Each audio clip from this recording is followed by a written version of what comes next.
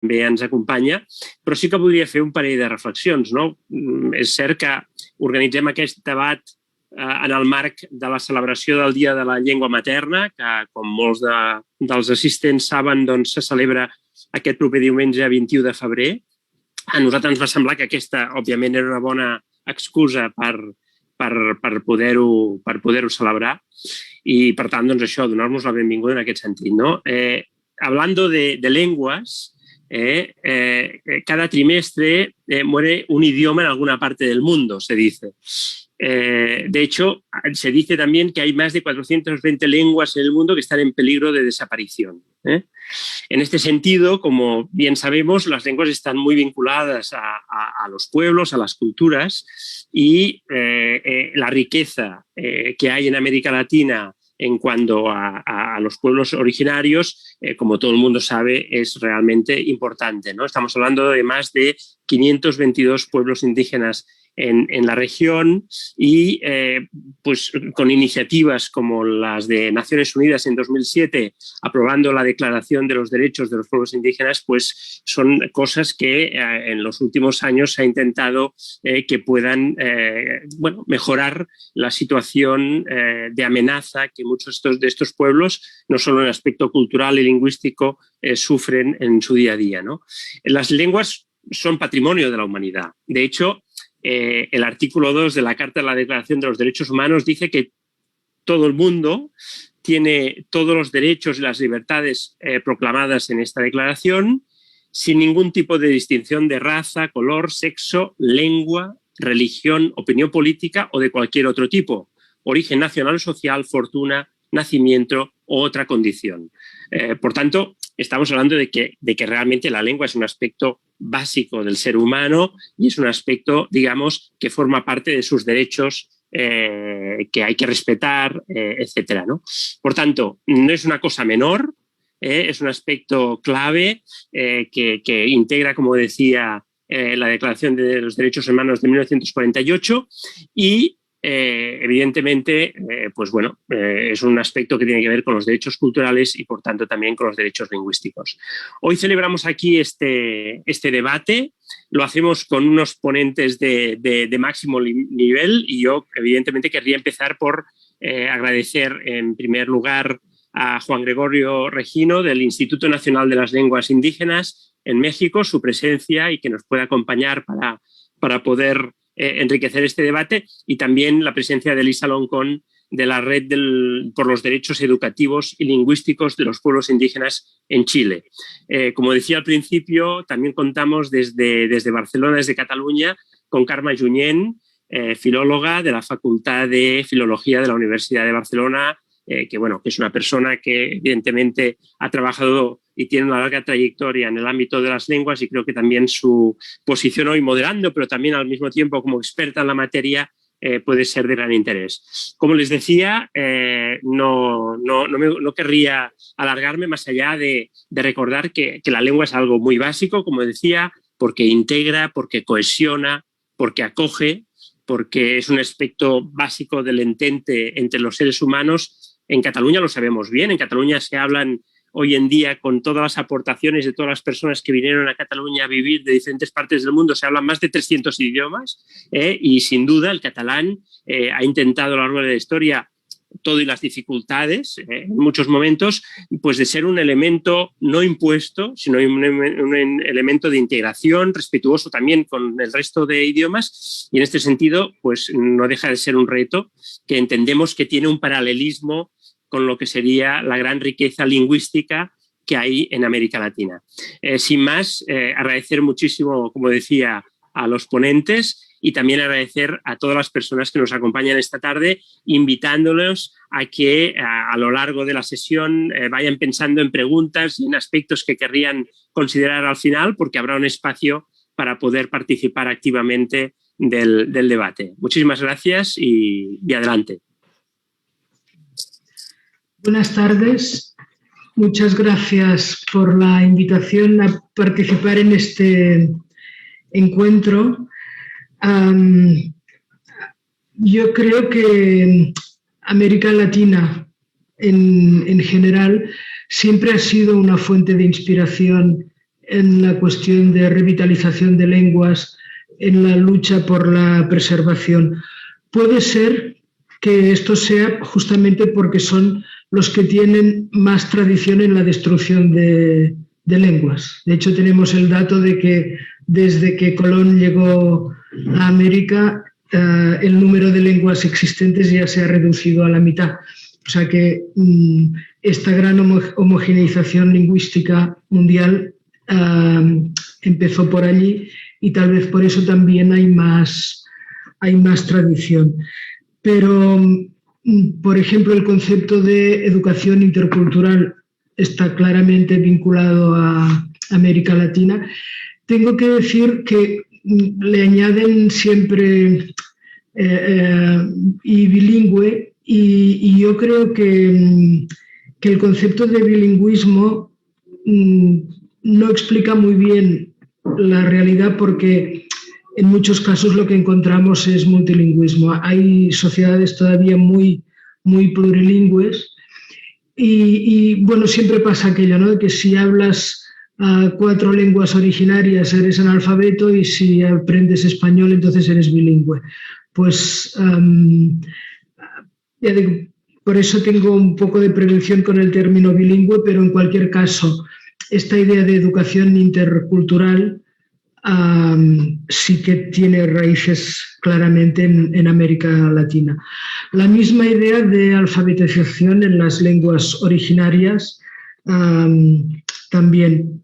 Pero luego otras cuestiones seguramente más originales, como en esto creo que nos podemos hermanar también en Cataluña con el uso de la música para la revitalización de las lenguas.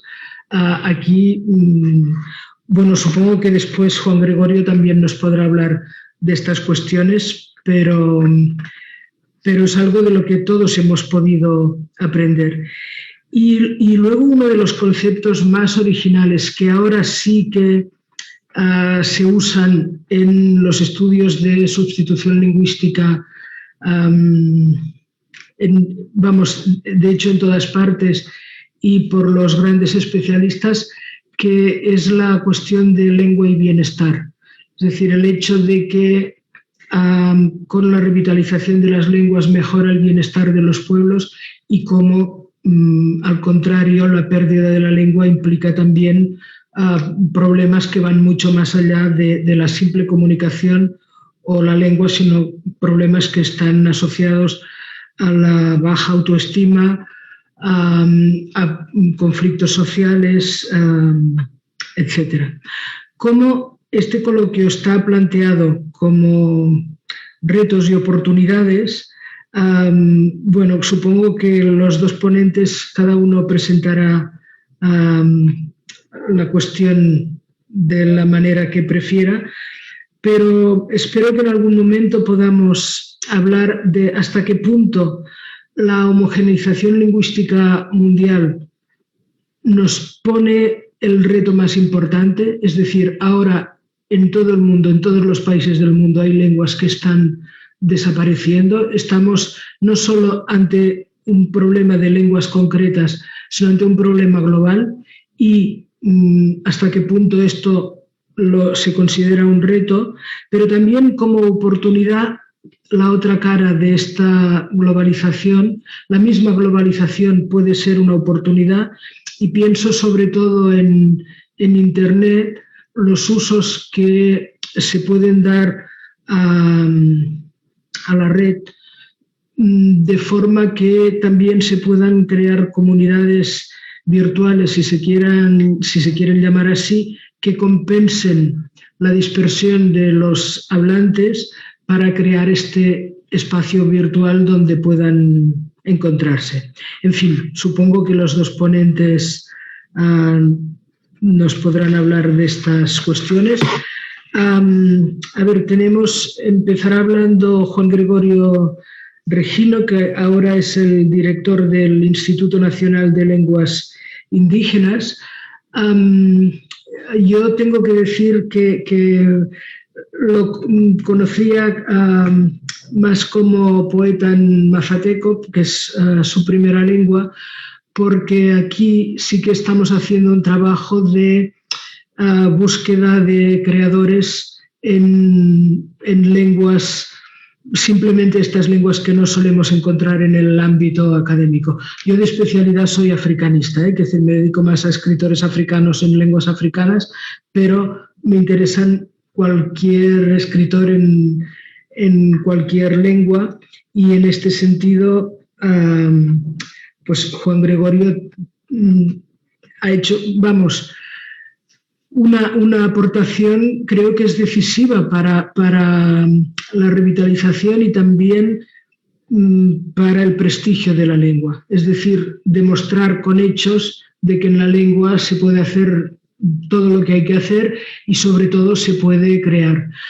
Además, como tienen a la cantante, a María Reina, que creo que musicó uno de sus poemas, pues esto también nos ha permitido aquí conocer un poco más su obra. Y luego Elisa Loncón, que bien, igual que Juan Gregorio es una luchadora, además de académica. Ella es PhD por la Universidad de Leiden y luego también doctora por la Universidad Pontificia de Chile.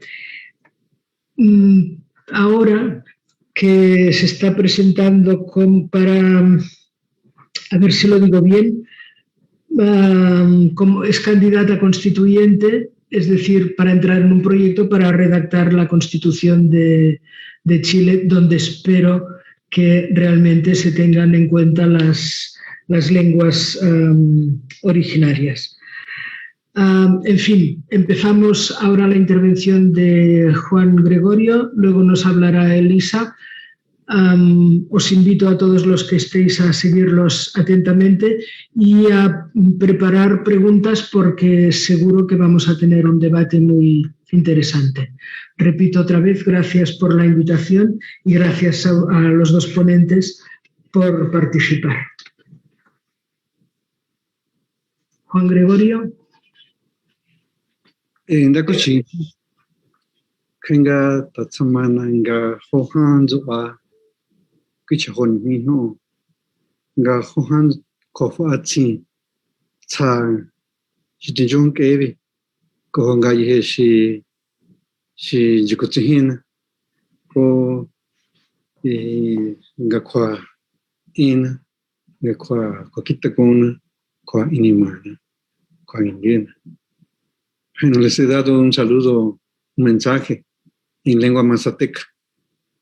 La lengua mazateca es mi lengua materna y les estoy agradeciendo la invitación y también extendiendo la invitación para las personas que están conectadas.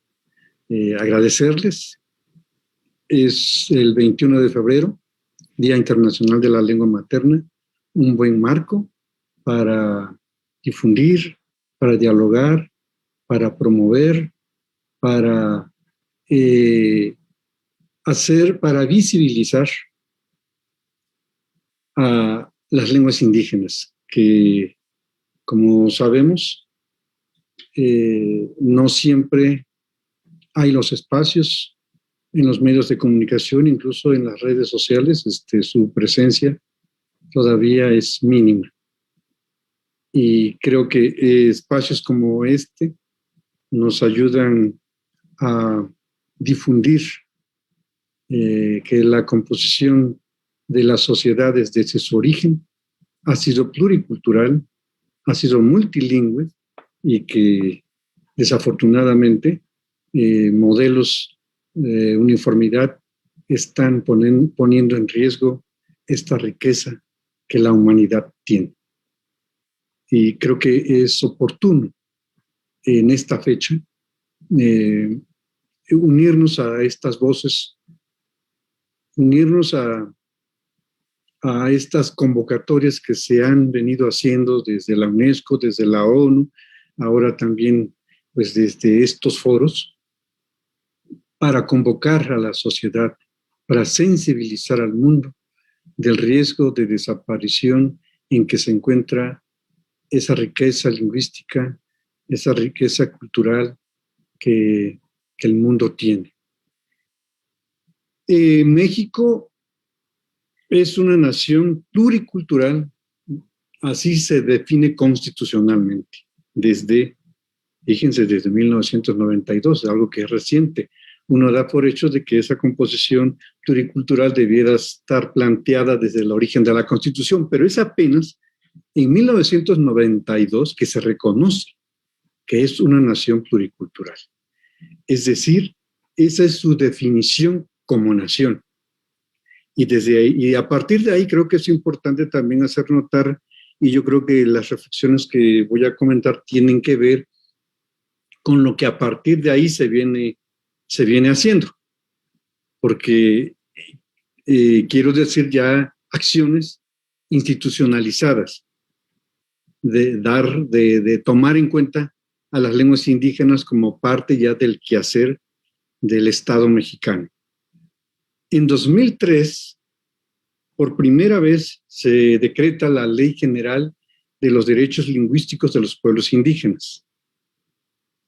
Y se crea también el Instituto Nacional de Lenguas Indígenas, que es la instancia encargada del gobierno mexicano para velar por todo lo que tiene que ver con las lenguas indígenas a nivel nacional. Sin embargo, a pesar de todo este marco jurídico, tenemos que reconocer que hoy en día se mantiene el modelo monolingüe de sociedad. O sea, no ha cambiado, a pesar de que la Ley General de Derechos Lingüísticos reconoce a las lenguas indígenas como nacionales, al igual que el español. En México hay un caso muy particular. El español no es lengua oficial, es lengua nacional con la misma validez que las lenguas indígenas. O aquí sería más bien a la inversa.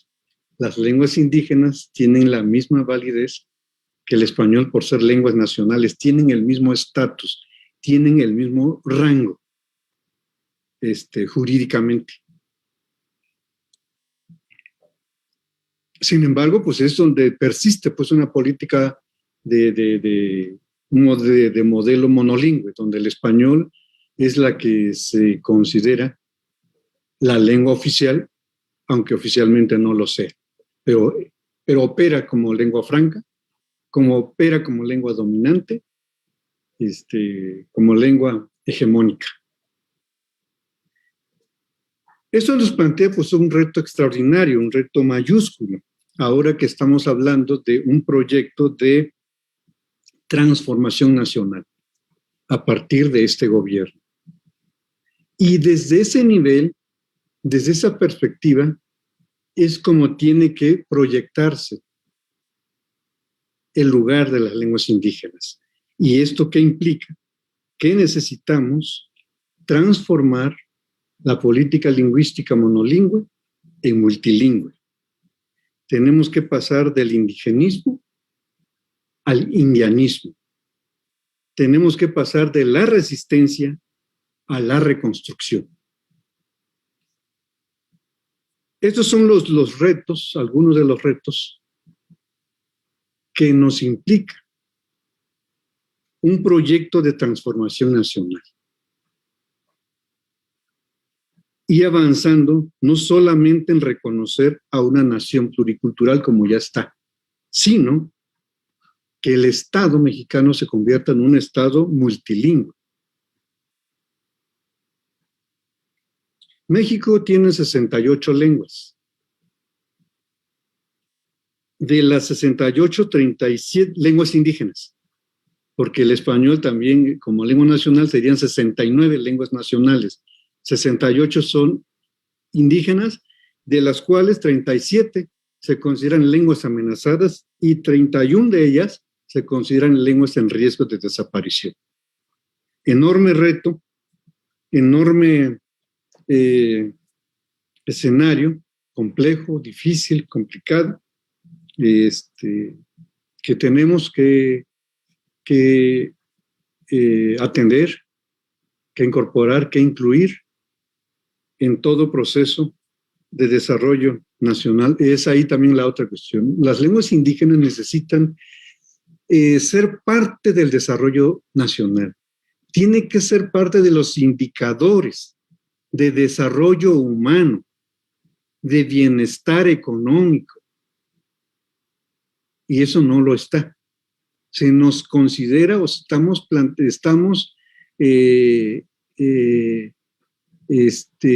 vistos desde indicadores de pobreza. Entonces la diversidad se ve entonces como pobreza. Y eso también hay que modificar. La diversidad es sinónimo de riqueza. Ser bilingüe, ser multilingüe, es un capital humano, es un capital intelectual, es un capital laboral, es un capital cultural que debe reconocerse como tal. Pasos importantes se están planteando hoy en día. Los pueblos indígenas están luchando por ser reconocidos como sujetos de derecho, para que puedan ejercer también su autonomía, la libre determinación y ser parte del proyecto del Estado mexicano, no como lenguas o como pueblos segregados o confrontados, sino como parte integral de la nación mexicana. Tenemos que superar las políticas de segregación que el indigenismo ha mantenido.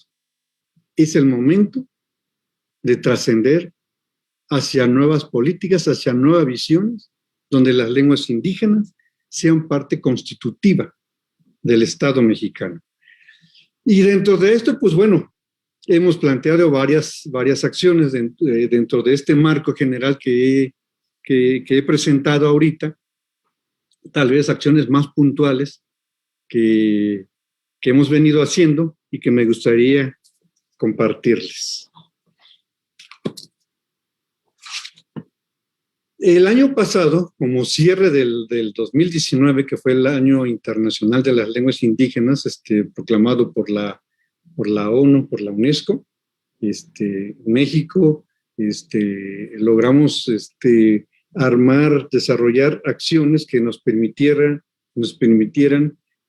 hacer un balance de lo que había sucedido durante el Año Internacional de las Lenguas Indígenas. El 2019, entonces, fue un balance que presentamos. Entonces, en el marco de esto, de ese cierre, y el anuncio y la inauguración del Diseño Internacional de las Lenguas Indígenas, fue como realizamos dos eventos de gran relevancia, de una dimensión internacional fuerte. Entonces fueron estos: el Congreso Internacional de Lenguas en Riesgo y el evento de alto nivel con la UNESCO, construyendo un diseño de acciones para las lenguas indígenas. Estos eventos se llevaron a cabo en Los Pinos, lo cual también eso le da un carácter emblemático, simbólico, muy fuerte. Los Pinos, como sabemos, es un espacio donde los pueblos indígenas, pues nunca había habido un evento que fuera el motivo para un lugar como este. Esta fue la participación que tuvimos. Fue muy importante ver que de Norteamérica, que de América Latina, el Caribe, Asia, Europa y África estuvieran presentes en esta reunión. Hubiera conferencias importantísimas en diferentes lenguas. En fin, algo que también aquí hay que rescatar es el pabellón de lenguas indígenas, donde se mostraron paisajes lingüísticos de las 68 lenguas indígenas de México. Un pabellón que nunca habíamos hecho. Un pabellón con una extensión de de metros cuadrados que diera cuenta de toda la diversidad lingüística de México. Nos habíamos tenido espacios antes con un stand, donde pues colocábamos algunos libros, hacíamos una presentación, algo muy, muy pequeño. No es lo mismo tener un stand que tener un pabellón. Entonces, este pabellón significó un esfuerzo extraordinario en todos los aspectos, donde sumamos a todo, principalmente a todo el sector cultura, se sumó a la realización de este pabellón. Entonces fue y sigue siendo un pabellón digno de compartir en las diferentes ferias de libros, en los diferentes festivales culturales, donde las lenguas indígenas estén representadas dignamente, fuertemente y con la tecnología de punta que se requiere para un pabellón que dé muestra de todas las voces, de todo el paisaje, de todas las imágenes, de todo el acervo visual, audiovisual que se tiene y que México ha creado durante muchos años. Adelante. Antes, porque luego no me quiero, hay que cuidar el tiempo, no me quiero exceder. Estas actividades dieron como resultado la Declaración de los Pinos, un documento global, un documento internacional de gran trascendencia donde se plasmaron las directrices, los sueños, las perspectivas de los hablantes de lenguas indígenas, de especialistas, de académicos y de instituciones que participamos en estos eventos. Es muy importante que esta declaración se comparta, se extienda, se difunda, porque justamente concentra el espíritu de mucho trabajo que se han venido realizando de manera global y que era importante que hubiera un documento que recogiera todas estas acciones, todas esas experiencias, todas esas buenas prácticas que en el mundo se están sucediendo. Entonces creo que este documento da cuenta de años de trabajo, pero también proyecta líneas de acción hacia el diseño internacional de las lenguas indígenas. Adelante. Fue un evento, como decía, de gobierno mexicano, no del INALI, no de la Secretaría de Cultura, sino del más alto nivel, donde el presidente de la República, donde la secretaria general de la UNESCO suscribieron un convenio, es donde nuestra titular, nuestra secretaria de Cultura, tuvo presencia, donde nuestra instancia de relaciones exteriores tuvieron una participación muy destacada para lograr un evento de esta trascendencia. Es muy importante que desde el presidente de la República tenga el tema en su agenda, porque de esa forma, por una parte los pueblos, los hablantes de lenguas indígenas sentimos que estamos en la agenda, que desde el presidente se desarrollarán, se implementarán políticas públicas que tiendan a fortalecer ese carácter multilingüe del Estado mexicano. Es simbólicamente importante para los hablantes, para las instituciones, para los tres órdenes de gobierno, para los tres poderes del Estado, que el presidente tenga en su agenda el asunto de las lenguas indígenas. Adelante.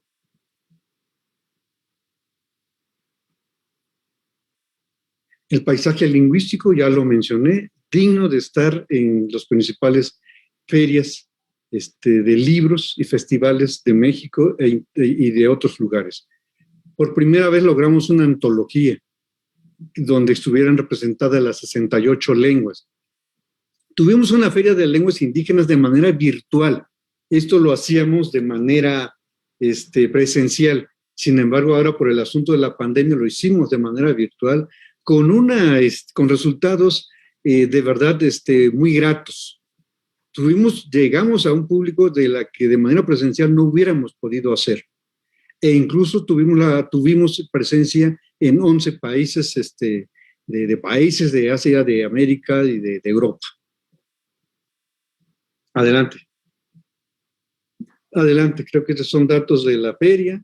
La pandemia creo que también es un capítulo que nos interesa a todos. La información que se está dando a la población en general en español, pues era importante que también llegara en lenguas indígenas. Es un derecho de los pueblos indígenas de tener información pública en su lengua. Como nunca se realizaron una serie de acciones, una serie de traducciones y de materiales en la propia lengua de los hablantes. Fue una actividad, creo que también mostró el profesionalismo con el que venimos trabajando, la formación de intérpretes y de traductores, las producciones en lenguas indígenas que tienen que hacerse atendiendo a las características de la población y a la pertinencia lingüística y cultural que debe prevalecer en la generación de materiales. Adelante. Adelante. Hoy es otra convocatoria que trabajamos de manera conjunta con la UNESCO y con la oficina de México en Estados Unidos. Y esta convocatoria tiene dos fases, de tener palabras intraducibles. ¿Esto qué quiere decir? Hay nociones, hay reglas, hay concepciones que son únicas en el mundo, que no tienen traducción a otras lenguas. Queremos evidenciar y mostrar estas otras formas, estas otras maneras de concebir el mundo y que no tiene aplicación y que no tiene traducción y que no tiene equivalencia en ninguna otra lengua del mundo. Por eso es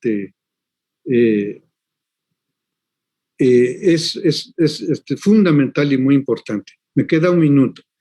Pasamos a la siguiente lámina.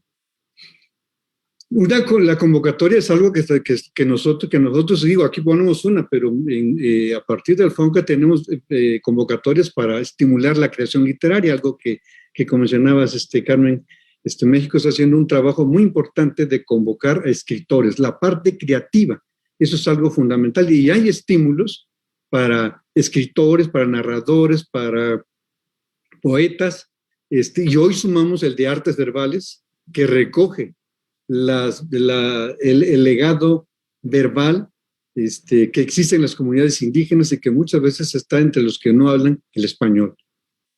El tema de las publicaciones es tema fundamental que creo que hemos desarrollado no solamente normas de escritura de cada una de las lenguas que son trabajos académicos, sino también toda la generación de colecciones de narrativa y de textos literarios en lenguas indígenas.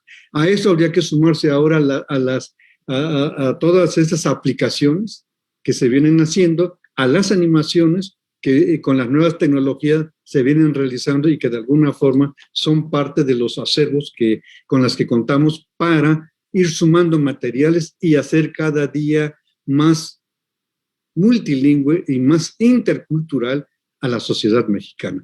Pues yo dejo hasta aquí mi participación.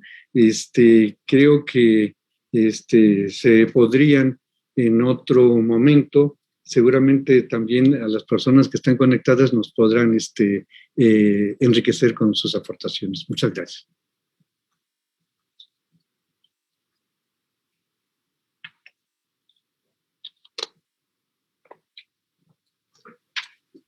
Bueno, muchas gracias. Ahora es el turno de Elisa. Gracias.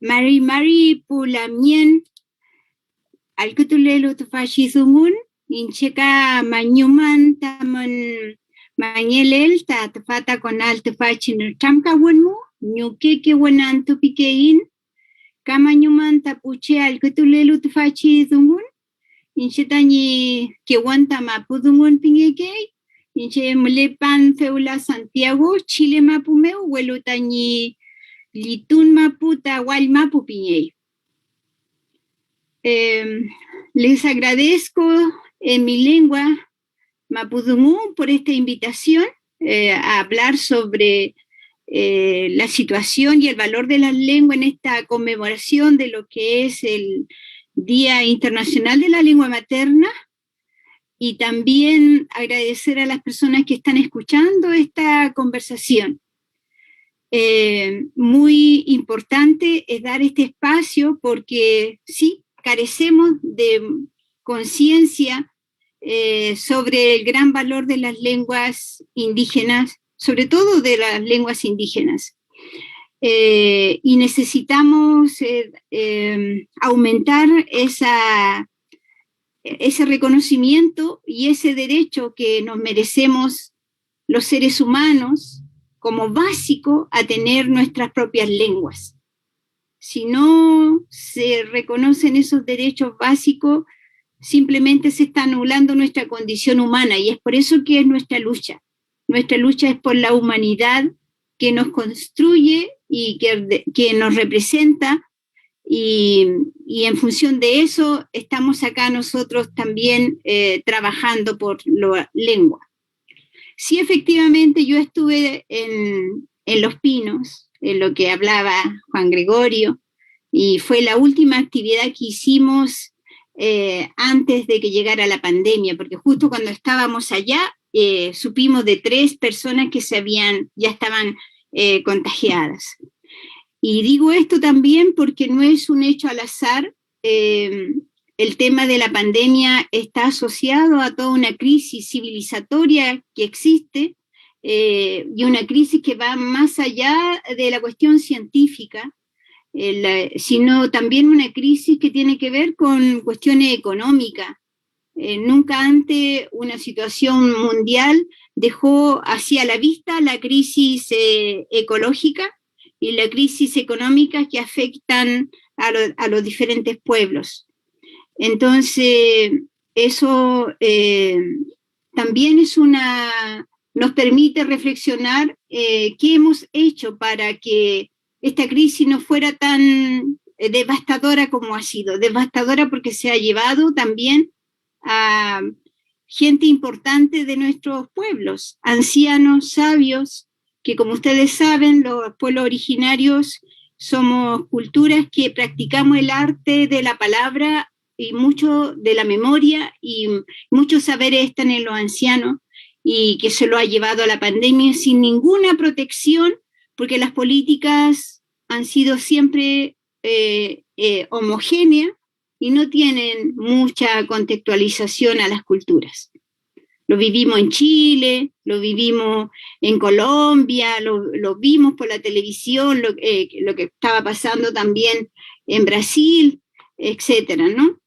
Entonces, hablar de las lenguas originarias en el día, para conmemorar la fecha del Día Internacional de la Lengua Indígena, es hablar de una situación compleja más allá de las lenguas indígenas. Yo estoy hablando ahora a ustedes, justo informándome recién de la muerte de una persona que trabajaba con las comunidades indígenas en el sur, en el Guaymapu, porque aquí nosotros estamos enfrentando a diario la desprotección de la movilización, de la organización social y de la desprotección de las comunidades y de las demandas sociales. Entonces, se está viviendo en Chile un problema casi igual a cuando vivimos en dictadura. Confrontaciones en función de los proyectos que la gente está tratando de levantar, y frente a un pensamiento oficial donde casi no hay posibilidad de expresar lo que es la diversidad. Entonces, hace una semana murió un malabarista en ese mismo lugar, en manos de la policía, y ayer murió una mujer no indígena que trabajaba con las comunidades también baleada, y se está investigando, pero las comunidades dicen que fue por guardias privados que viven y que cuidan tierras que eran antes de los indígenas y que ahora están en manos de no indígenas. Entonces, el tema de que nos convoca, que es la protección de las lenguas, y de acuerdo a cómo nosotros hemos vivido la situación, pasa por la protección que se le hace a las comunidades, a los hablantes y a los pueblos, y pasa por el cambio político-cultural que se tiene que dar a nivel de los estados.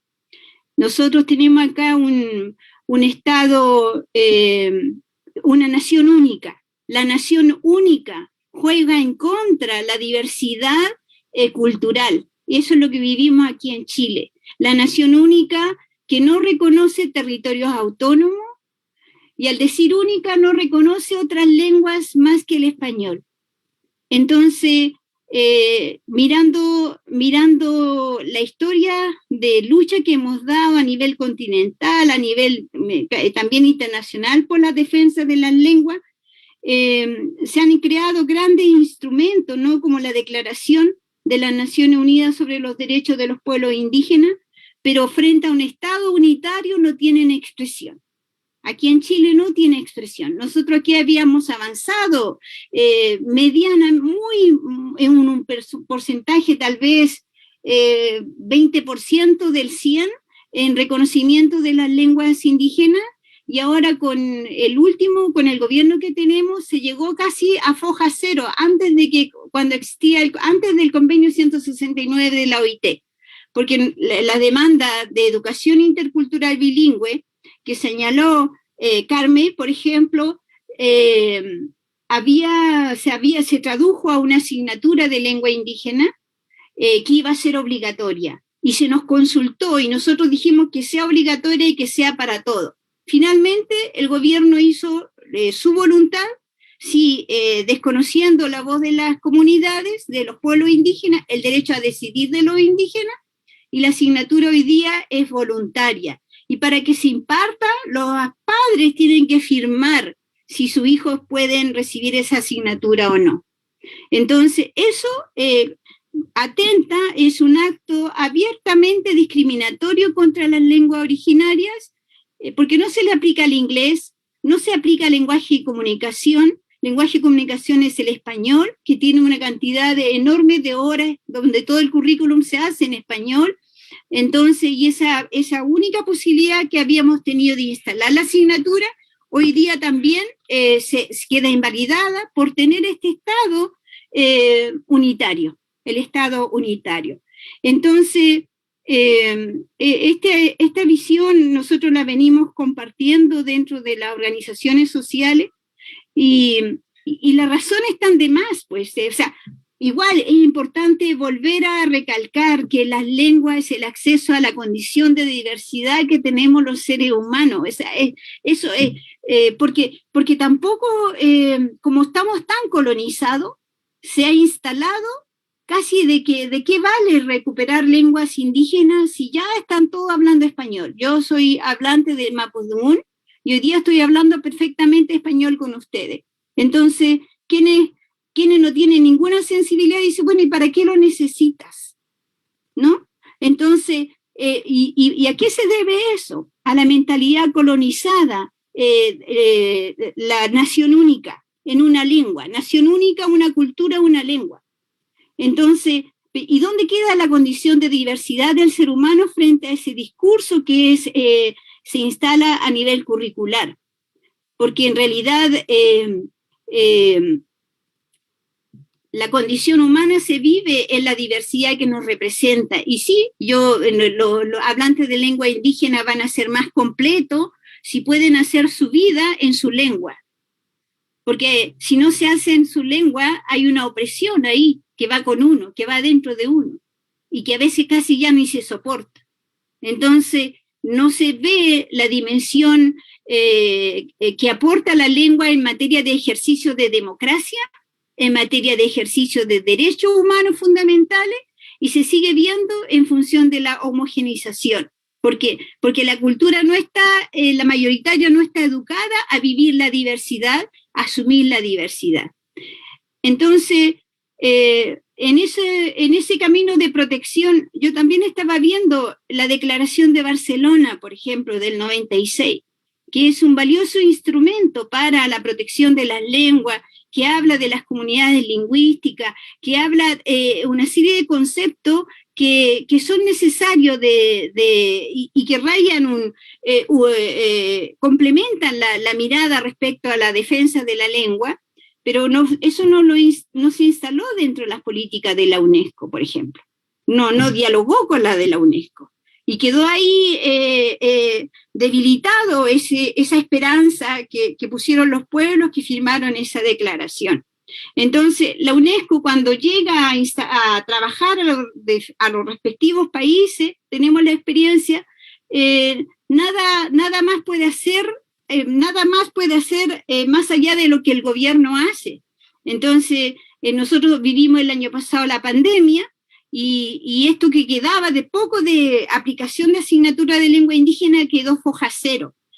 Y hay leyes internas que regulan eso, que el Estado tiene que proteger las lenguas originarias, lo dice la ley, pero se vulneran, abierto a la política, abierto a la democracia, abierto a la UNESCO, etc. Entonces, ¿quiénes siguen siendo los postergados? Los pueblos indígenas, las lenguas minorizadas, las lenguas minoritarias. Entonces, creo que debiéramos darle otra mirada a esa declaración y ver la manera de cómo podríamos nosotros argumentar más y fundamentar mejor las acciones de defensa y de protección de las lenguas indígenas con los instrumentos que se han creado. Nosotros acá, efectivamente, en la Declaración de los Pinos, salió una frase muy bonita que dice que ninguna lengua menos, ni una lengua menos, ni un hablante menos. O sea, esa me parece fuerte, potente, y estamos nosotros de cara al diseño internacional de las lenguas indígenas.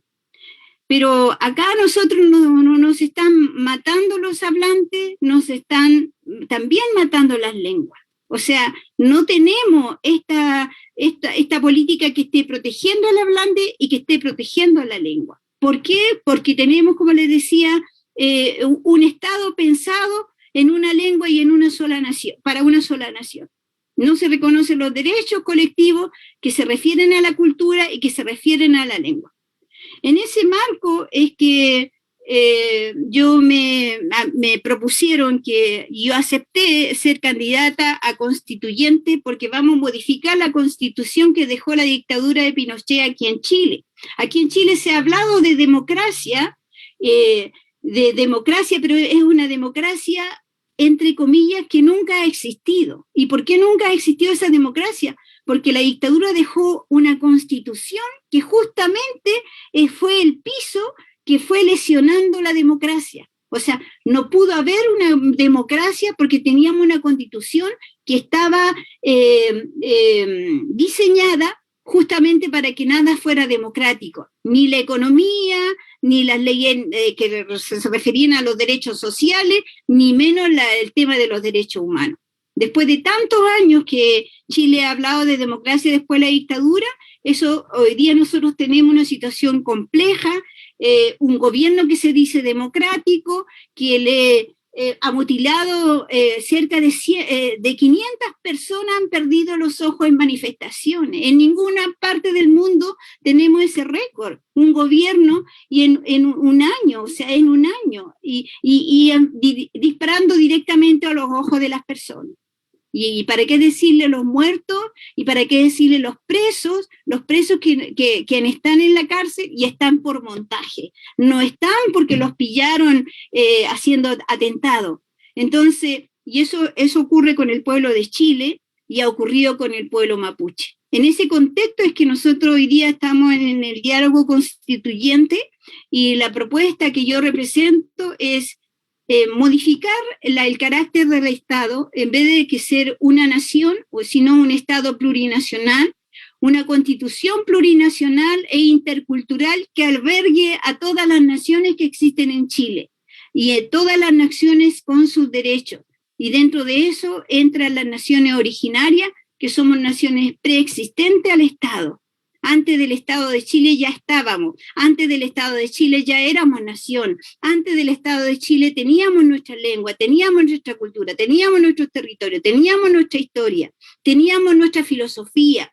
Entonces, ¿quién intentó extirpar todo eso de nuestra condición humana? El Estado, sus políticas neoliberales, que además hoy día se caracterizan por ser profundamente extractivistas.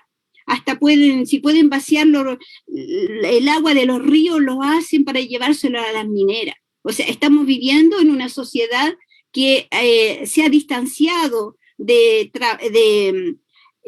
funcionar para proteger la condición del ser humano.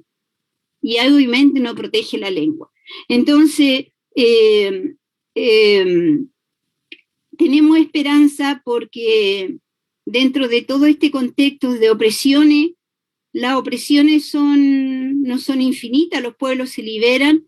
Frente a la opresión también existe la posibilidad de emanciparse, ¿no? De la emancipación, porque los seres humanos efectivamente nacimos con una conciencia que nos hace seres libres. Entonces llega un momento en que la gente ya más no soporta más. Hoy Chile ya no está soportando más violencia. Y la cuestión está muy compleja y los mapuches la estamos viviendo ya muy cercanamente, muy de cerca. Entonces no es solo la pandemia la que nos está afectando, y junto con esto, como les digo, nos toca conmemorar el Año Internacional de las Lenguas Originarias, con muerte de gente dentro de los territorios del Gualmapu, que es el territorio mapuche. Entonces, como parte de las propuestas que estamos haciendo, y bueno, ya les señalaba, nos interesa que esta Constitución asuma el principio de la interculturalidad, porque es la manera de que cómo nosotros nos podemos escuchar y respetar, y que se asuma el otro con los derechos que le corresponden, y eso tiene que ser educado en la escuela. El colonialismo que trajeron los españoles acá no acabó con la independencia de Chile, sino que se instaló en la institucionalidad del Estado, y las instituciones del Estado son coloniales. Las instituciones del Estado están hechas para gobernar para una nación con una cultura y una lengua, y la educación curricularmente es también eurocéntrica. Entonces, ¿dónde tenemos que hacer la transformación? En la descolonización del sistema, de las instituciones, con una educación plural, una educación que recoja las otras historias, las historias de las mujeres, la historia de los pueblos originarios, la memoria de la lengua, la memoria de los pueblos, sus lenguas. Entonces, yo creo que eso nos podría llevar a la felicidad como especie humana, porque es demasiada la postergación. Ya el saqueo de los recursos económicos que se están haciendo los grupos económicos no tiene moral, no tiene ética, y yo siento de que estamos todos afectados por ese colonialismo, porque por un lado el que colonializa, el que destruye la naturaleza o mata a los que tienen luchas sociales, es tan colonial como el que sufre el mismo colonialismo. Entonces, ambos necesitamos liberarnos. A veces siento que estuviéramos viviendo en el apartheid de África, tal cual se da la situación, porque no hay una valoración de la condición del ser humano, de su cultura, de su lengua. Dentro de todo este contexto, la lucha del pueblo mapuche ha sido una lucha de resistencia. El año pasado, uno de nuestros grandes poetas, Elikura Chihuailaf, recibió el Premio Nacional de Literatura, que es un orgullo muy grande para nosotros, porque su poesía es la palabra del mapudungún, y su poesía habla de la hermosa morenidad no del pueblo que han tratado de vincularnos como un pueblo terrorista, como un pueblo ahora hasta narcotraficante, pero no. Él habla del valor de la morenidad, del valor espiritual que tiene la palabra mapuche para defendernos comunitariamente, hombres y mujeres, pero también defender la naturaleza. Entonces, eso es un elemento importante en cuanto al prestigio del idioma. Hoy día podemos decir de que las letras mapuche están en alto gracias a ese trabajo poético, y tenemos como alrededor de 200 gente que entre poetas y escritores que están produciendo en mapudungún, algunos producen en mapudungún, otros traducen al mapudungún, otros incorporan palabras en mapudungún, pero ahí están llevando la fuerza de la palabra y de la memoria mapuche en la escritura. No estamos para nada con un pensamiento indianista en términos de que vamos a volver al pasado, no se trata de eso, sino que si nosotros ya hablamos y escribimos en la lengua originaria, ojalá pudiéramos en el futuro escribir la lengua originaria, porque todo lo hacemos en el español hoy día. No tenemos esta situación de que la escuela no esté llegando, todos tienen acceso al sistema escolar, excepto el año pasado por el tema de la pandemia, donde no había internet, no había escuela. Sin internet no hay escuela, y lamentablemente son las comunidades originarias indígenas las que no tienen acceso a la internet. Entonces sí hubo en ese sentido, no llegó a la escuela. Y valga que el tema de vínculo de la conexión por internet pasa a ser como la otra pizarra que requiere nuestros niños en las condiciones de pandemia en que estamos, ¿no? Y no sabemos qué puede venir más adelante. Entonces, en ese contexto es que la lucha del pueblo mapuche está, de hecho, particularmente yo he levantado el tema de la lengua, el uso de la lengua en los discursos, el uso de la lengua en la televisión, la defensa de la lengua como parte de la campaña, para que la gente vea que es posible comunicarse y que el idioma es tan moderno como cualquier otro idioma, ¿no? Porque va con la condición creativa del ser humano. Entonces, eso es lo que yo les puedo contar y agradecerle por esta audiencia. Muchísimas gracias. Bueno, ya les he presentado como luchadores, me parece que ha quedado evidente.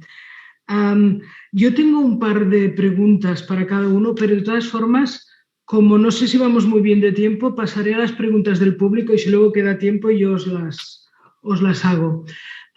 He visto que algunas van dirigidas a todos y otras, hay unas cuantas para Juan Gregorio, o sea que si me permiten el público, las que van dirigidas a todos las dirijo a Elisa y las que van a Juan Gregorio directamente a él, y así pueden intervenir los dos. Vamos a ver, la primera en este caso sería para Elisa. Dice, más allá de dispositivos legislativos, ¿qué políticas deben llevarse a cabo para que la sociedad tome conciencia sobre la importancia de las lenguas originarias?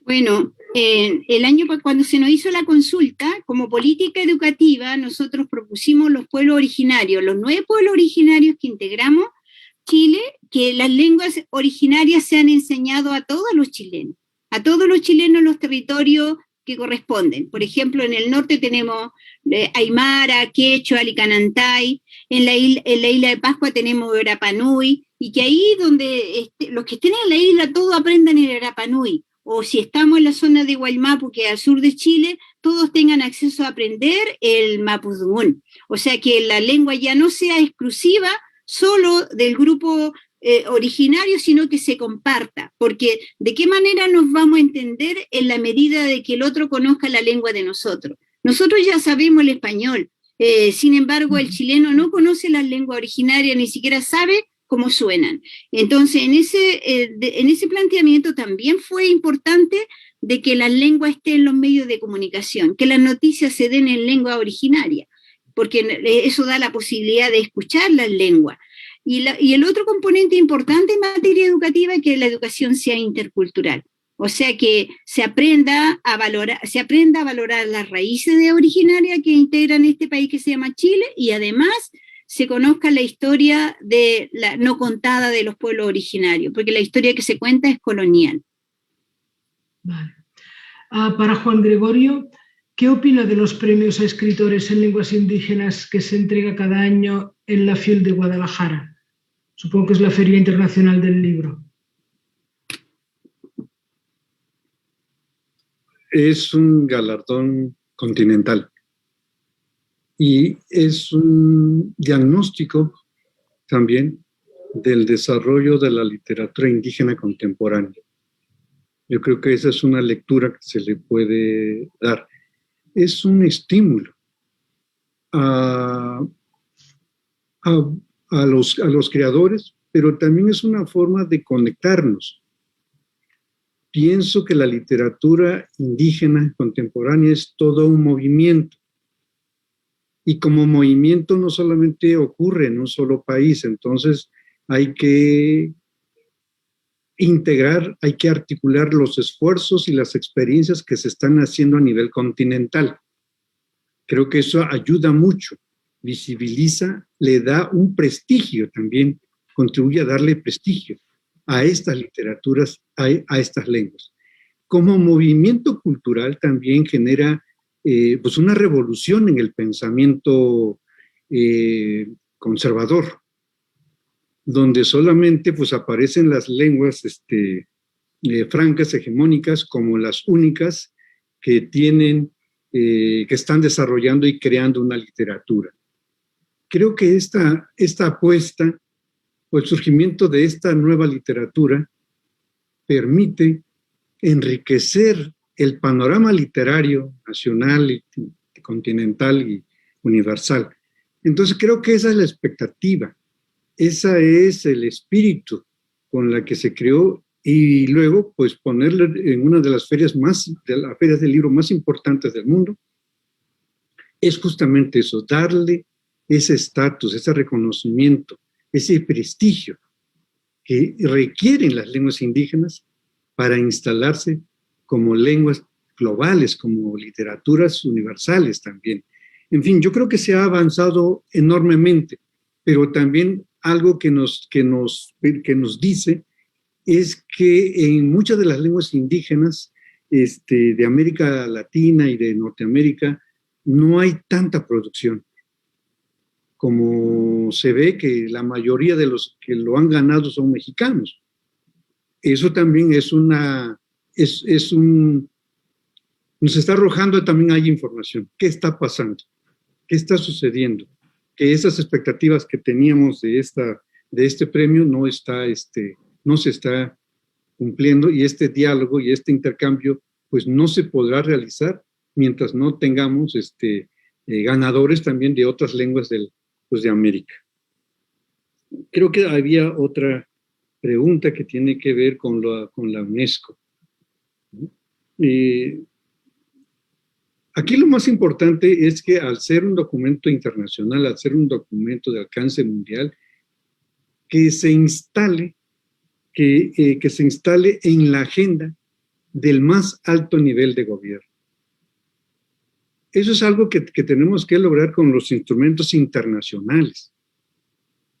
Pero también tiene que quedar interiorizada dentro de los propios pueblos indígenas.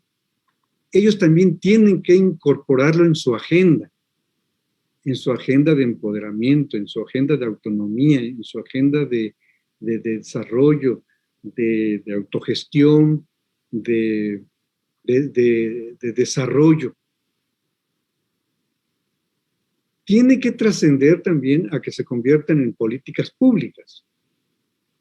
Entonces, eso también ya es parte de lo que cada nación puede ir haciendo para que efectivamente tenga el impacto que se desean de este tipo de documentos. Entonces, creo que en México pues estamos haciéndola valer, estamos trabajando todo este año para construir el plan de acción del diseño y que el plan de acción contenga justo las demandas, los proyectos, los planes que desde las comunidades indígenas, que desde los pueblos indígenas están planteando. Creo que eso es algo muy importante, no un plan del Estado para ellos, sino al revés.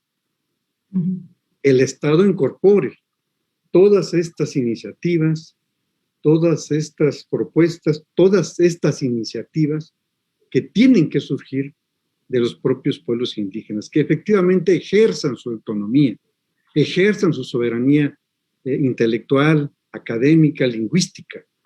Eso es lo que necesitamos para que efectivamente las voces, el pensamiento, los sueños de los hablantes de lenguas indígenas estén incorporadas y sean parte de nuestro proyecto nacional. Vale. Bueno, luego volveré a otra pregunta que hay para usted, pero para Elisa, ¿cómo hacer que las lenguas originarias tengan más presencia en los medios y en el sistema educativo? Acá nosotros tenemos una realidad que, como no tenemos políticas estatales que permitan la implementación de los convenios internacionales ya logrados, es difícil, porque hay una reducción de los derechos. Hay que reconocer de que aquí nosotros somos, las naciones originarias de Chile no son reconocidas constitucionalmente. Entonces, cuando a nivel internacional se avanza en el reconocimiento de los derechos colectivos de los pueblos, aquí no estando reconocido es muy difícil avanzar. Hay leyes internas como la ley indígena que dice que tenemos derecho a la educación bilingüe, pero no tiene el rango constitucional para su aplicación. Entonces se vulnera cuando cuando mejor pueden, lo hacen. Entonces, el año pasado salió la ley de educación superior de las universidades y dice de que las universidades tienen que implementar y adecuarse a los contextos regionales, y un principio de esa ley es la interculturalidad. Entonces acá en Santiago está el 60% de los mapuches están aquí en Santiago, y significaría que esas universidades impartieran políticas formativas para, qué sé yo, formar profesores bilingües, intérpretes, pero todavía no tenemos el giro para eso. Está en la legislación, pero no está nada que te exija que eso simplemente, mientras no se protejan los derechos lingüísticos, que en ese sentido México tiene su avance, porque existe una ley que protege derechos lingüísticos. Aquí no tenemos tampoco. Presentamos la ley y no avanzó por no tener ese reconocimiento de la Constitución. Entonces, ¿cómo hacer que las políticas avancen? Tiene que haber apoyo político, institucional, legal, además del aumento de la conciencia y la lealtad lingüística de los propios hablantes. Pero es muy difícil aumentar la conciencia y lealtad lingüística de los hablantes cuando las pruebas estandarizadas te exigen el español, te exigen el lenguaje de comunicación, te dan puntaje por eso. En cambio, por un programa de enseñanza de lengua no te dan puntaje. Entonces, ¿qué pasa ahí? De que las lenguas siguen en un estatus, están en situación diglósica. Aquí todas las lenguas indígenas, con todos los avances internacionales, están en situación diglósica respecto al castellano. El castellano es la lengua más poderosa, más prestigiosa y la que tiene valor curricular. Entonces, y eso es lo que nosotros necesitaríamos, una educación intercultural bilingüe que dé valor curricular a las lenguas originarias, y que donde hay comunidades que sean monolingües, se enseñe a partir de la lengua materna, ¿no? Y todo este tiempo de democracia ha girado en torno al español, y obviamente va disminuyendo la lengua originaria, pero así agigantada, con pasos gigantes. Para Juan Gregorio, ¿cuál es la tendencia en la recuperación de las lenguas originarias en México? ¿Vamos a mejor o a peor? Hay que seguir, digo, el último censo el último censo general de población nos indica que estamos en retroceso. Sin embargo, digo, en términos porcentuales. Pero aquí también es muy importante ver el comportamiento que existe en cada una de las lenguas. O sea, hay 3 grupos. Hay lenguas que están en expansión. Hay lenguas que están en equilibrio. Y hay lenguas que están en riesgo. Tenemos esos 3 grupos. Y aquí es muy importante, pues, que las políticas públicas respondan a estas características de las lenguas indígenas. Por lo tanto, también la necesidad de hacer políticas locales, de construir desde los hablantes las propias acciones, porque creo que eso es lo que puede dar cuenta de la situación de cada una de las lenguas. Yo celebro mucho que además de la lengua, por ejemplo, otros elementos culturales emblemáticos de cada uno de los pueblos se estén expandiendo, y me refiero, pongo un ejemplo, los huicholes. Toda una plástica que ancestralmente vienen con una técnica y que de repente pues uno los puede ver en París, están en España, están en Europa, están en Estados Unidos, o sea, una cultura en expansión, con su indumentaria, con su vestimenta, con su habla, con su identidad. Esa, digamos, es un fenómeno, esa es una experiencia, una práctica positiva de reivindicación, de empoderamiento y de entrar en el ámbito del arte global sin dejar tu identidad y sin dejar tu lengua. Tenemos experiencia también de lenguas que están en riesgo, como ya lo decía. Pero entonces nosotros ya mencionaba que tenemos 68 lenguas y cada una es una experiencia distinta. Cada una es un contexto diferente. Por eso, insisto, y trabajamos a favor de políticas lingüísticas diferenciadas para responder y atender las necesidades y las características de cada una de ellas. Tarea muy compleja para una institución muy pequeña, para un presupuesto muy pequeño que tenemos. Bueno, para Elisa, ¿por qué seguimos diciendo lenguas indígenas, que entiendo como término colonialista, y no lenguas originarias?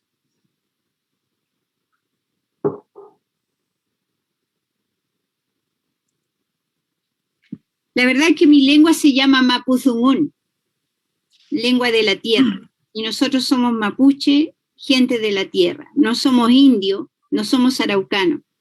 Y las lenguas tienen su propia autodenominación.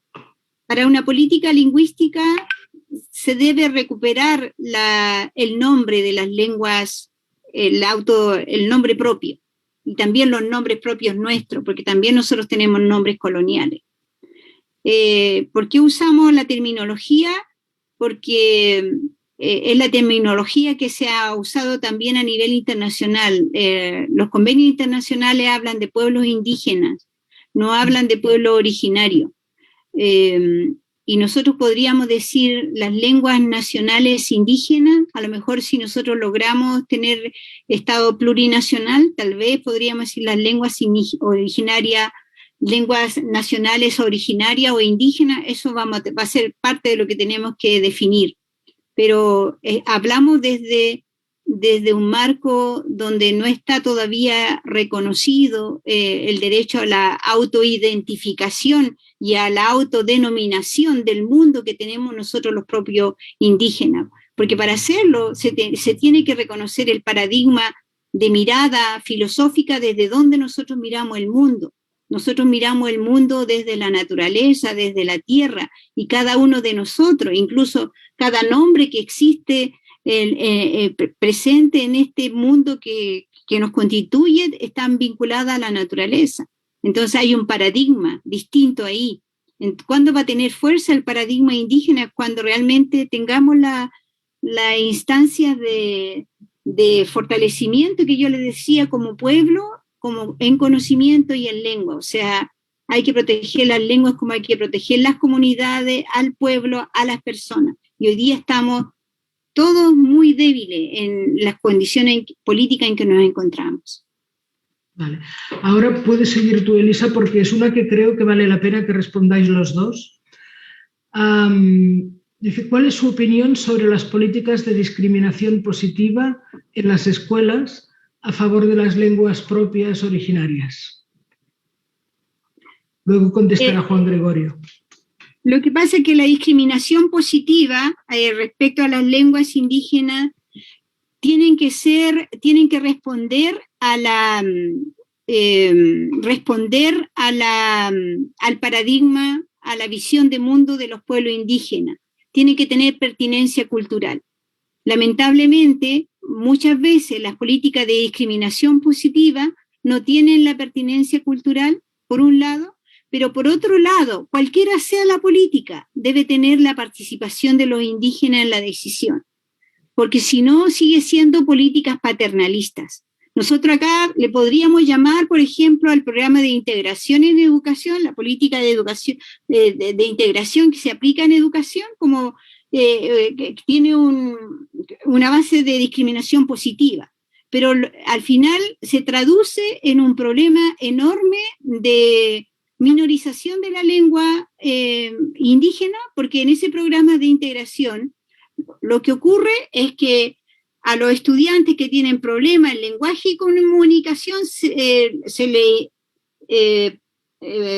integran, pasan a formar parte de las políticas de integración. ¿Y qué hacen en esas políticas? Le corrigen su sistema fonológico para tener una mejor producción del español. Entonces, dirán los que aplican las políticas de discriminación positiva, estamos ayudándolo a los niños mapuches a que mejoren su lenguaje y comunicación. ¿Pero qué están haciendo? Están corrigiendo la base de su sistema fonológico indígena de su lengua propia. Y su autoestima se la están dañando profundamente, porque al final le están diciendo, corrige eso que tiene el indígena para poder hablar mejor el español y tenga éxito académico. Entonces, ¿qué es lo que tiene esa política?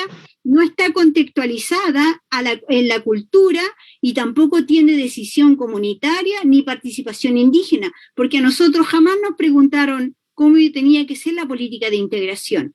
Y eso está dentro de la ley de necesidades educativas especiales. La ley de necesidades educativas especiales tipifica el problema del lenguaje con características que tienen los niños bilingües. Por ejemplo, dicen, se considera un niño con problemas de lenguaje cuando no produce bien un sonido, cuando no conjuga bien un verbo, cuando tiene problemas para memorizar el lenguaje. ¿Te fijas? Obviamente, una persona bilingüe inicial va a tener esos problemas. ¿Qué persona conjuga bien los verbos si todavía no desarrolla su bilingüismo en la otra lengua? Entonces, y eso se tipifica como una enfermedad, y se le pone fonoaudiólogo y se le pone psicólogos, y al final, ¿dónde quedó el bilingüismo que dice la ley que protege? Se desvanece.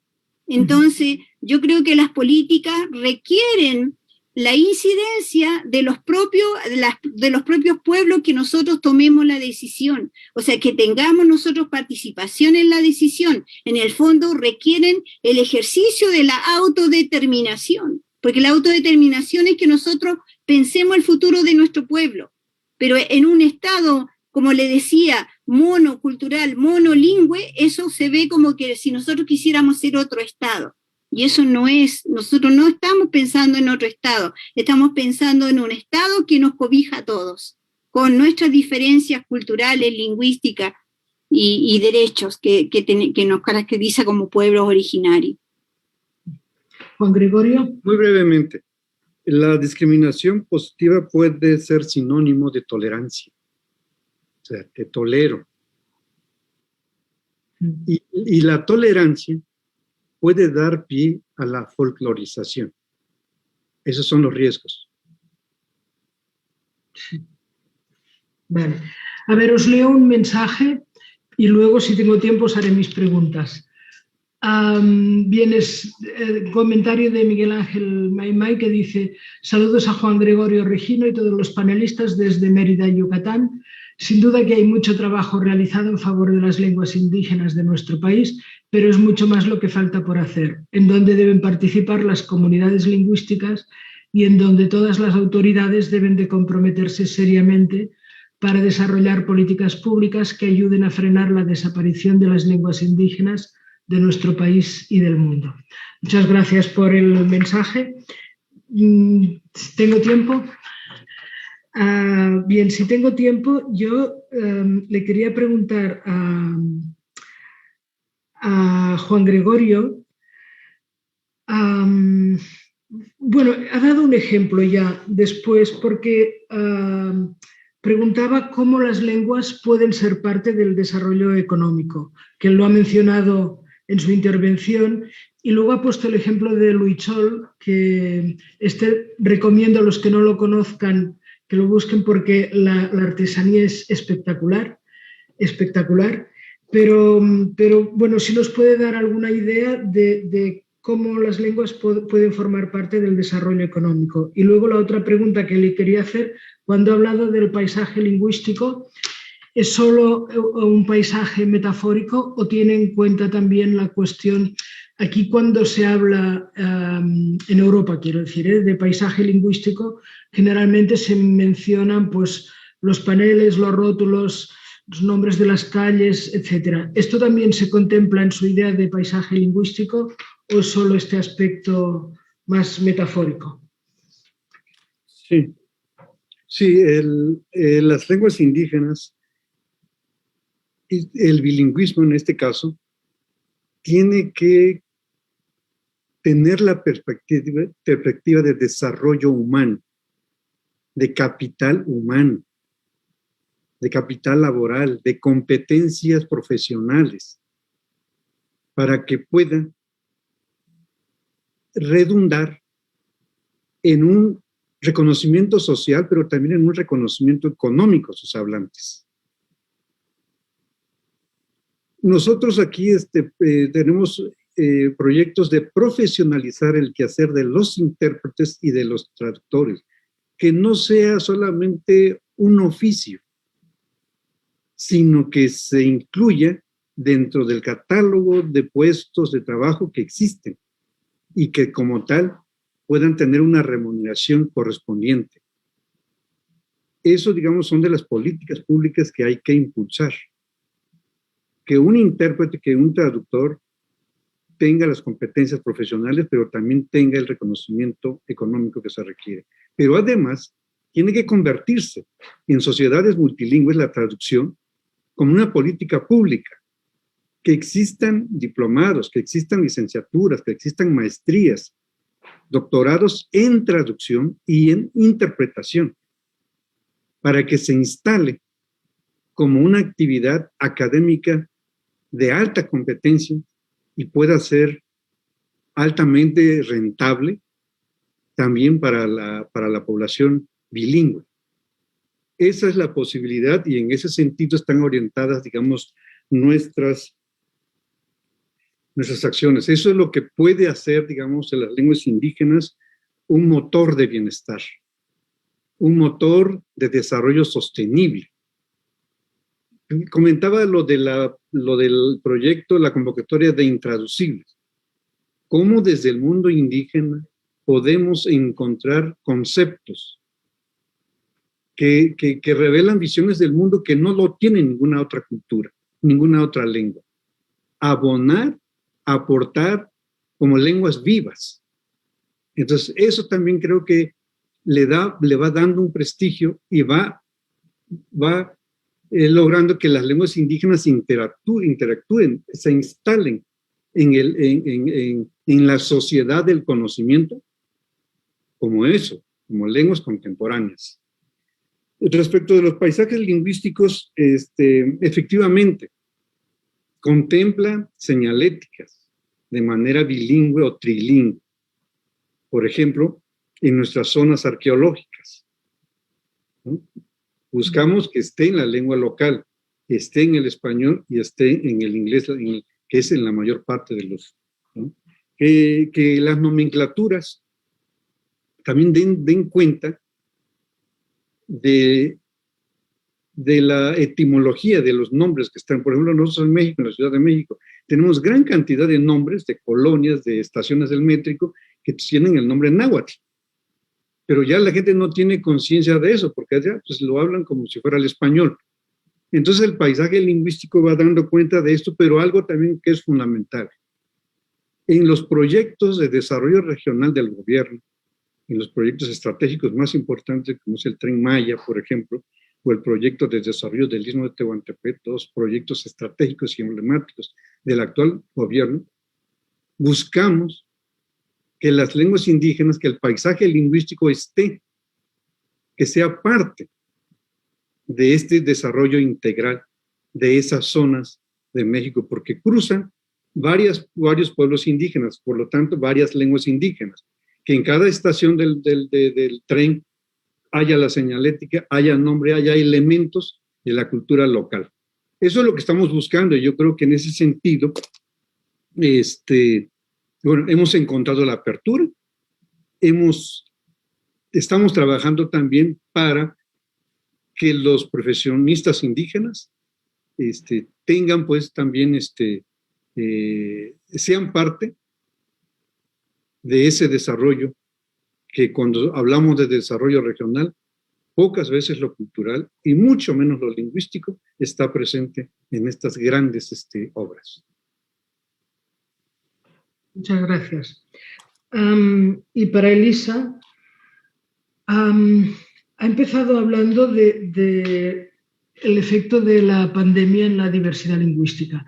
De hecho, cuando empezó la pandemia, una de las primeras cosas que se dijo es que podrían desaparecer muchas lenguas, sobre todo estas que ya solo tienen últimos hablantes o que los hablantes son gente mayor, que son los más afectados por la pandemia. Y la pregunta era si sabes si se ha cuantificado de alguna manera en América, si ya se han empezado a cuantificar los efectos.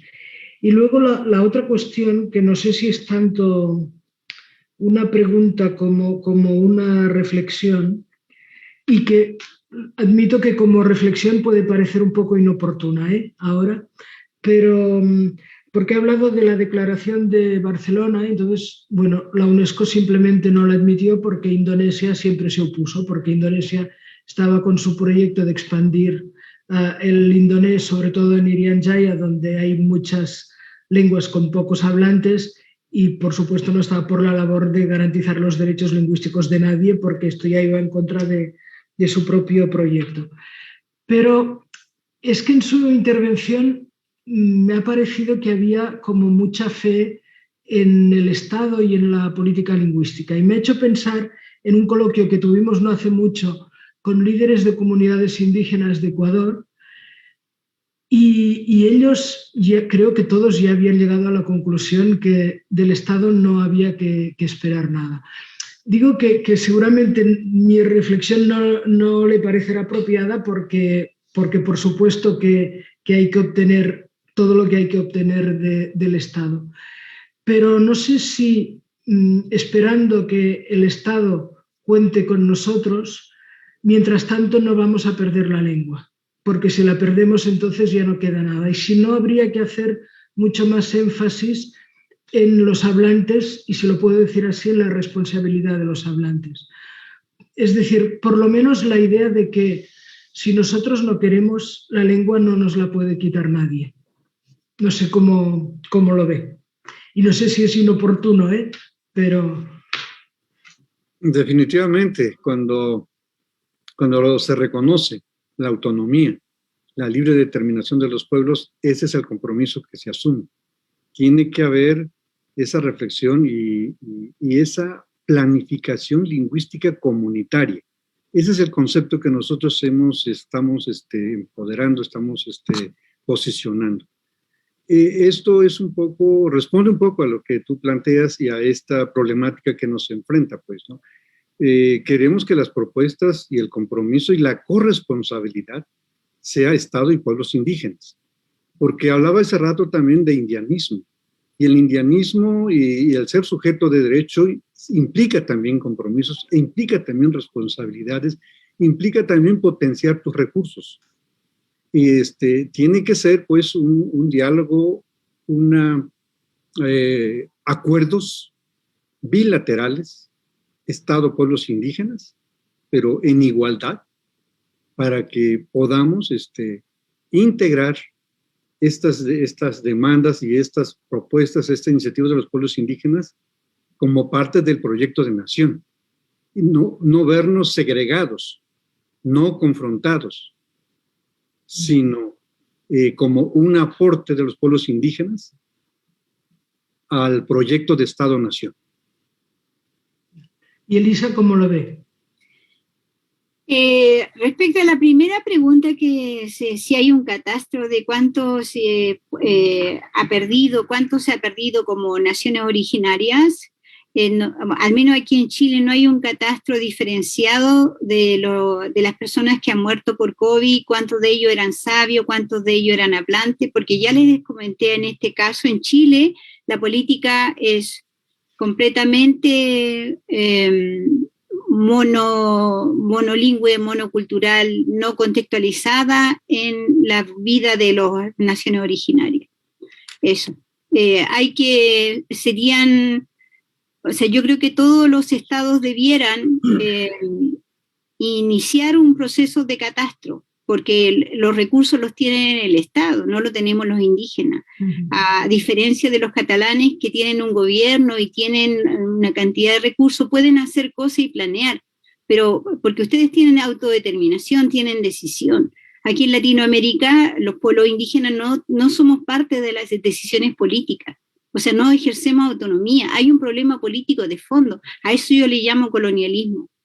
Entonces, es más, en temas de que el Estado, la esperanza del Estado, yo no espero nada de este Estado tal cual está, pero sí espero de que podamos transformar esa máquina y se dé espacio a los derechos de la plurinacionalidad. Es más, lo que los pueblos originarios somos en Chile, y si todavía tenemos lengua, y si todavía tenemos cultura y pensamiento propio, no es por el Estado. El Estado nos colonizó a través de la escuela y nos sigue discriminando. O sea, ha sido por resistencia. Lo que tenemos es por resistencia. Pero cuando tú resistes, pasan las generaciones, los abuelos, los padres, nosotros, los nietos, ¿te fijas? O sea, ¿a quién le corresponde colocar los recursos económicos acá en Chile para poder hacer las políticas lingüísticas, para tener una ley de derechos lingüísticos, para tener escuelas y universidades que cultiven lengua y pensamiento indígena? Eso lo tiene, los recursos económicos, y los tiene el Estado, y tenemos derecho a participar de la distribución de esa riqueza porque somos originarios de acá.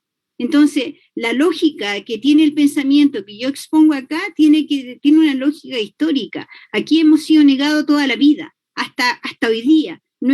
A diferencia del Ecuador, que incluso ellos tienen una constitución distinta en términos de que reconoce el derecho de la madre tierra, solo que no se ha traducido en expresiones de mayor avance en cuanto al ejercicio de derechos de los pueblos indígenas, ¿no? Los problemas de la educación bilingüe. Ellos siguen defendiendo lo que es la educación intercultural bilingüe, y me parece muy bien que se siga haciendo, porque es el derecho de los niños a educarse en sistema que no lo aísle por un lado, pero que les dignifique sus raíces. Entonces, nosotros también como Chile nos merecemos esa parte política y avanzar en la decisión política. No es una esperanza en un Estado colonial, pero sí necesitamos descolonizar las instituciones para que se hagan interculturales. Y los servicios de salud entreguen salud intercultural, los de educación intercultural, los medios de comunicaciones sean interculturales, que no reproduzcan el racismo, basta ya de racismo. Eso es lo que por eso nosotros queremos llegar a incidir políticamente en el Estado, pero un Estado transformado, que nos cobija a todo, que sea plurinacional y que sea intercultural. Muy bien, muchísimas gracias. Creo que nos hemos pasado mucho de tiempo, que nos disculpen los organizadores, pero de verdad muchísimas gracias por todos los conocimientos y por todas las ideas. Creo que de este intercambio también pueden salir muchas cosas positivas. Gracias. Y ahora nos hablará el delegado en México. Muchísimas gracias. Gracias por la vuestra sabiduría y la vuestra expertise. Muchas gracias. Voy a intentar resumir brevemente en 5 puntos lo que ustedes nos han comentado hoy. Primero de todo, creo que es importantísimo lo que comentamos de pasar de la resistencia a la transformación y añadiría a la autodeterminación, ¿no? Tener esa determinación de querer. Segundo, es importantísimo dejar de pensar que la lengua es minoritaria, es secundaria. Tenemos que estar orgullosos de nuestra cultura y, por tanto, tenemos que darle fuerza a nuestra lengua. Punto 3, como muy bien decía Elisa, es fundamental acercar la lengua, ¿no?, a toda la gente, que estas lenguas originarias, madres, indígenas, como queramos denominarlas, pero tenemos que acercar al público en general, porque solo así, y pasaríamos al punto número 4, vamos a normalizar nuestras propias lenguas. Y cuando normalizamos, las usamos para todas las cosas, no solamente para hablar, sino las usamos en el día a día, las usamos en redes sociales, las usamos en la comunicación institucional, las usamos en cartelerías, en todos espacios, ¿no? Y finalmente, el punto número 5 es la responsabilidad que tenemos y que tienen los gobiernos en normalizar las lenguas minoritarias. Dicho eso, me gustaría terminar con una reflexión de Àngel Guimarà, que decía: las lenguas y la historia son el botín más preciado que quieren para someter a un pueblo. Por lo tanto, tenemos que luchar, tenemos que reivindicar. El idioma es la columna vertebral de nuestras culturas. Tenemos que estar siempre luchando por ellas. Y yo, como catalán en México, que ya llevo muchos años, ¿no?, me considero nepantí, es decir, entre dos tierras. Y para despedirme me gustaría darles un apapacho. Un apapacho es un concepto náhuatl que significa pues abrazar con el alma, ¿no? Y en estos tiempos de COVID creo que todos lo necesitamos. Por tanto, aquí mi apapacho para todos ustedes. Muchísimas gracias.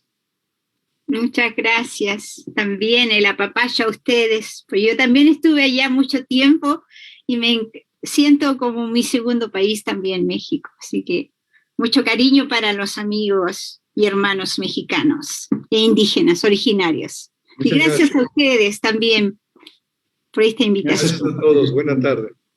Hasta luego.